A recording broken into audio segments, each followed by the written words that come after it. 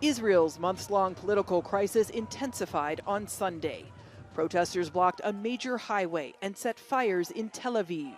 In Jerusalem, they broke through the barricades around Prime Minister Benjamin Netanyahu's residence. Netanyahu's firing of Defense Minister Yoav Gallant gave the opposition to a judicial overhaul new momentum.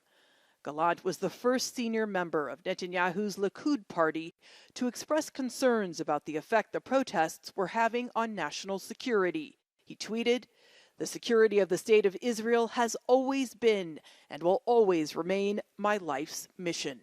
I believe that the game is not over yet, and we are heading towards Israel's worst political and judicial crisis. I think that it will end in a head-on collision between the government and the Knesset on one hand and the judiciary.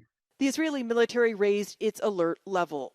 Netanyahu didn't speak publicly, but he tweeted, "We must all stand up strongly against refusals." The judicial overhaul would give politicians the final say in appointing judges and allow parliament to override Supreme Court decisions with a simple majority.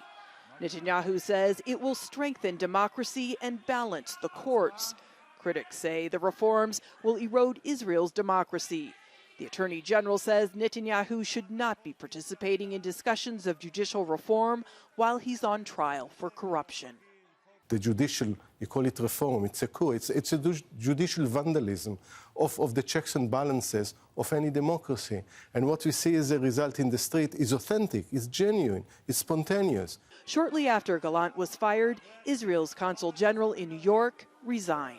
The Knesset was supposed to vote on the judicial overhaul on Wednesday, but there's mounting pressure for Netanyahu to compromise. Protest leaders are calling for a demonstration in front of the Knesset on Monday.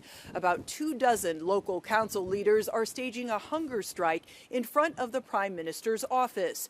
University classes are canceled. Several dozen doctors have called in sick in protest, and there's talk of a workers' union holding a strike. A senior member of the governing coalition says Netanyahu has made a strategic mistake. Natasha, Ghoneim, Jazeera in occupied East Jerusalem.